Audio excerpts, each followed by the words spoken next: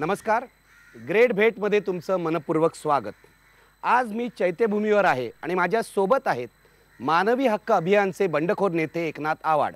या अन्याय अत्याचाराविरुद्ध लढण्यात तुमचं सगळं आयुष्य गेलंय, अजूनही तुम्ही लढतात. अनेकदा संघर्ष केलात, मार खाल्लात, मार दिलात. समाधानी आहात का? समाधानी आहे, एकदम समाधानी आहे. जे काम केलं त्याबद्दल समाधान आहे? एकदम समाधानी आहे. मी आजारी पडलो आणि काही प्रॉब्लेम आला, लोकांचे काही प्रश्न आले तर मी खुलतो. ज्याने अन्याय सहन करायचंच काम होतं त्याला अन्याय दूर करण्याचा आणि अन्यायासाठी लढण्याची ऊर्जा डॉक्टर बाबासाहेबांमुळे मिळाली. मला वाटतं ही माझी समाधानाची बाजू आहे. तुमचे वडील पोतराज म्हणून काम करत होते आणि एक दिवस तुम्ही वडिलांचे केस कापलेत. काय झालं नेमकं? मला 2 दलित साहित्यातल्या चांगल्या शिव्या दिल्या दलित कल्चर मधल्या आणि चल म्हणले आत्ताची आत्ताच केस कापू. घेऊन गेलो मी माझ्या वडिलाला वारकाकडे. तर एकनाथ वारीक म्हणून चोरांब्याचा होता. तर मग वडिलाला म्हणलं वडिलाचे केस कापा. म्हणला मी काही देवाचं झाड कापीत नाही. तुम्ही आंबेडकर आणि मार्क्स जोडलेला? मार्क्स आणि आंबेडकर जोडलाय, पण गांधीचा द्वेष कधी केला नाही. त्या काही गोष्टीपर्यंत गांधीचा मार्ग काय तुमचा मार्ग नाही? मार्ग म्हणजे मार खाणे हा माझा मार्ग नाही. उपोषण मी आयुष्यात कधी केलं नाही भाऊ. हा पिढ्याने पिढ्या उपाशी जायचं, कशाला उपोषण करू? हा भाऊ, आपण सगळा तुमचा संघर्ष बघितलात लहानपणापासूनचा. तुम्ही MSW झालात आणि मुंबईला मगाशी तुम्ही विवेक पंडितांचा उल्लेख केलात. विवेक पंडितांच्या विधायक संसद या संस्थेमध्ये आलात आणि वेठबिगारीच्या विरुद्ध मोठं काम केलं.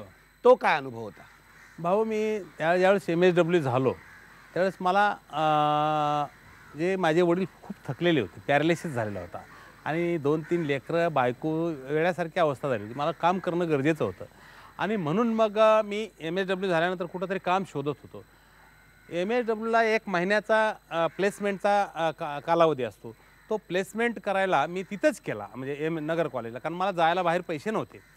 आणि मग त्यावेळेस मिरीकर आणि भांगे नावाचे 2 मुलं विवेक भाऊकडं ते प्लेसमेंटला आले होते आणि त्यांनी प्लेसमेंट करून परत आल्यानंतर त्यांना म्हणले विवेक भाऊ तुम्ही काम करता की? तर असा असा प्रश्न आहे. तर ते आल्यानंतर म्हणले आम्ही हे काम करू शकत नाही, आम्ही हे काम करणारा माणूस पोरगं पाठवतो. तर त्यावेळेस आले आणि मला म्हणले की तू जातो का? असं असं काम आहे. मला जातो, मला गरजच होती, काय 10 रुपयाची का होईना पण गरज होती.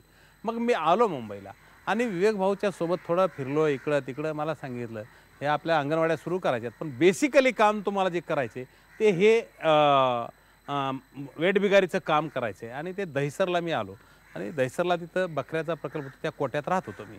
आणि काय हे वेठबिगारीचे प्रश्न आहे ते जास्त वाढवायचं आहे, हे माझ्या आवडीचं काम होतं. मला रिपोर्ट काय असं नव्हतं, पण तू हे काम करायचं असं मला भाऊनं सांगितलं.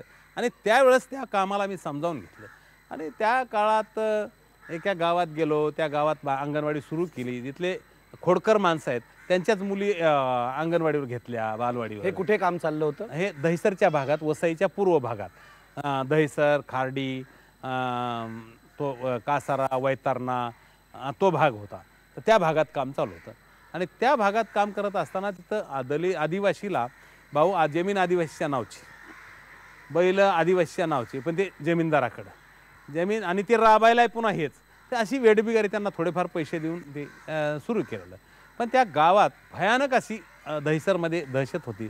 भाऊ यायचे आणि ते काम बघायचो आम्ही. एक घटना घडली. बाळ्या चेंड्या किरकिरा नावाचा एक माणूस होता, त्याला आम्ही भाऊना आणि आम्ही दोघांनाही विनवायचं, पण ते काही आम्हाला जवळच बसू देत नव्हतं. एक दिवशी बाळ्या चेंड्या किरकिरा आणि ते सगळे मंडळी कुठंतरी डान्स करायला गेले. डान्स करायला सगळे आदिवासी मंडळी? हां, सगळे ते गौरी डान्स करायला गेल्यानंतर मी संध्याकाळी पाटला तिथे गेलो. म्हणलं तुम्हीच पाटील बायलाचं ह्याचं करायला काय? म्हणले हे गेले, त्यांनी झकमारी केली, कुठं गेले, शिव्या दिल्या 2-4. म्हणलं ह्याला हाणलं पाहिजे, आमच्याकडं तर सांभाळीतच नाही, असल्या लोकांना मारतेत, सांभाळीतच नाहीत. आणि ते म्हणल्यानंतर बघूद्या म्हणले, आल्यावर बघतोच. आले आणि त्यांनी मारलं भाऊ त्या बाळ्या चेंड्या किरकिरला. मारल्यानंतर ती घटना त्यांची सुरू झाली की मी उठून गेलो आणि सिगारेट ओढत उभा राहायचो. मी विवेक भाऊ आम्ही दोघंजण चुरून सिगारेट ओढायचो. तर आम्ही सिगारेट ओढत उभा राहिलो. मी तेवढ्यात आला आणि माझ्या गचुरीला धरून शिव्या दिल्या त्यानं मला 2-3. म्हणला बाळ्या आला, बाळ्या, आणि म्हणला तू तुझ्या आई हिकलली, म्हणला तू कशाला आम्हाला ते विवेक पंडितनं कशाला ठेवलंय तुला, आम्हाला संरक्षण देण्यासाठी. म्हणलं तुम्ही झकमारी करतात, कुठेही जातात आणि पाया पडतात आणि मी काय करू रे? चल म्हणला पोलीस स्टेशनला. आता नाही, सकाळी तुझी दारू उतरल्या, तू एकटा नाही म्हणलं, सगळे आण, तुझे साथीदार जेवढे नाचायला गेलतात तेवढे आण. तर त्यानं भाऊ रात्री 12 वाजेपर्यंत त्यावेळेस त्यांनी सगळे जमा केले. आणि त्यावेळेस केसरी नावाचा मुलगा होता आणि प्रमोद, ते इथले मुंबईचे शिकणारे पोरं यायचे फील्डवर्कला तिथं. तर त्यांना मी पुढे पाठवलं भाऊकडं. आणि वसईला ते भाऊ आणि विद्युतताई आल्या. त्यावेळेस त्या पोलीस स्टेशनला आम्ही तक्रार दिली तहसीलदारलाही कळत नव्हतं वेट बिगार काय, आणि आम्हालाही फार काही कळत नव्हतं खरं असं होतं. पण वेट बिगार आहेत एवढं त्या कळत होतं. आणि ते त्यांना अर्ज दिला आम्ही, त्यांनी गुन्हा दाखल नाही काय नाही. आम्ही ह्यांना वाजत नवे कपडे घेतले, विवेक भाऊनं त्या सगळ्याला नवे कपडे घेतले आणि वाजवीत त्या गावात वेटबिगार मुक्त झाले म्हणून घोषणा देत गेलो. गाव पेटलं. म्हणजे थोडक्यात वातावरण चेतवणे आणि माणसात ऊर्जा आणणे हे वातावरण त्यात निर्माण झालं आणि ती चळवळ मोठी वेटबिगारीची निर्माण झाली तिथं. आणि त्या चळवळी मला वाटतं ठाणे जिल्ह्यातला पहिला वेटबिगार होता हा बाळ्या चेंड्या किरकेरा हा पहिला वेटबिगार होता. हो, तो सुटला त्यावेळेस सुटला आणि त्याच्याबरोबर 7-8 सुटले आणि तीच चळवळ मोठी वाढत गेली. आणि त्याच काळात मी खूप संघर्ष झाले. त्या काळात जमिनी कापल्या. मी विवेक भाऊ जीन्सच्या पॅन्ट घालून बांधावर उभा राहीत. त्यावेळेस बुसकुटे नावाचे तहसीलदार होते, त्यांनी प्रचंड काम केलं आणि उभा राहीत आणि पिकं कापीत. आदिवासीच्या जमिनी 7-12 आणायची आणि पीक कापायचं. असे म्हणजे थोडक्यात स्त्रील नक्षलवादी म्हणलं तरी काही हरकत नाही. याला नवीन शब्द काढू, पार्लमेंटरी नक्षलवादी असा नवीन शब्द काढून जर बोलला आपण तर त्या जमिनी म्हणजे शेकड्यावर एकर जमिनी काढल्या आणि या सगळ्या आदिवासींच्या जमिनी, सगळ्या आदिवासींच्या या जमीनदारांनी बळकावल्या. हो, वारली आणि कातकरांच्या हजारो एकर जमीन. आणि त्या काळात त्या जमिनी सोडल्या आणि विवेक भाऊ अनेक हल्ले झाले. मी त्यांच्यासोबत अनेक हल्ल्याचा साक्षीदार आहे. मीही होतो त्या सगळ्या प्रक्रियेत. आणि मग त्या काळात मलाही वाटायचं तुम्ही विवेक भाऊना आणि त्यांच्या पत्नीला म्हणजे विद्युल्लताना वाचवलेलं आहे. अनेक वेळा ते खारडीहून येत होते, त्यावेळेस रस्त्यात हमला झाला फणसपाड्याच्या तिथं. त्यावेळेस त्या दोघाला ताईच्या गर्भात ती मुलगी होती, त्या काळात ढकलून दिलं होतं. तर त्या काळात मी आलो आणि भाऊला त्यांना काढून दिलं आणि त्या फणसपाड्यात मला नेलं होतं आदिवासींनी. तर त्या मुली होत्या अंगणवाडीच्या, मी सांगितलं ना त्यांना घेतलं होतं. त्या मुली त्यांचे नातेवाईक होते जे मारणारे, त्या म्हणल्या अजिबात हात लावायचा ना, आम्ही यांच्या बाजूला आहेत. त्याच्यामुळं मलाही सुटका झाली तिथून. या सगळ्या प्रक्रियेत संघर्षाची सुरुवात, आयुष्य जन्म आणि मृत्यूपर्यंत संघर्षाची सुरुवात आहे. मी जिथं काम केलं तिथंही संघर्ष केला. मला MSW होऊन भाऊकडे आलो. मला MA करायचं होतं. मला भाऊनं अंबाजोगाईला पाठवलं. तिथं हे असेच कुटाणे केले. त्यामुळं तिथल्या संस्था चालकांनी मला हाकून दिलं. भाऊला फोन केला, विवेक भाऊला. विवेक भाऊ म्हणले तो तुम्हाला परवडणार नाही, पुन्हा माझ्याकडे पाठवा. अशा सगळ्या प्रक्रियेत आम्ही वाढत गेलो. भाऊ असे संघर्ष तुम्ही आयुष्यभर करत आलात हे खरं आहे. पण विधायक संसद नंतर तुम्ही कासा नावाच्या संस्थेमध्ये गेलात. ही NGO होती, स्वयंसेवी संस्था होती आणि ख्रिश्चन मिशनऱ्यांनी चालवलेली होती. कासामध्येही तुमचा एक मोठा संघर्ष झाला. काय झालं तिथं काय झालं भाऊ, मी भाऊला न सांगता, विवेक भाऊला न सांगता एक अर्ज केला. माझा मित्र भेटला आणि मला, मी कुठं आहेस तू? म्हणला मी कासामध्ये आहे, मला 1000-1200 मिळतात म्हणला. आणि मला तिथं 600 रुपये मिळत होते. म्हणलं थोडे पैसे मिळतील. आणि माझे वडील गावाकडं पॅरालिसिस झाला होता. मग मला इंटरव्ह्यूची कॉल आला. मी भाऊला न सांगता गेलो, कॉल आला ती गेलो आणि माझा इंटरव्ह्यू घेतला. मला पहिला प्रश्न विचारला, you know what is untouchability? मी म्हणलं I am facing from my childhood and facing and fighting with untouchability, so I know very well what is untouchability. तर त्या डायरेक्टरनं आणि त्यांनी एक प्रश्नही पुढे विचारला नाही, तू जा म्हणले बस.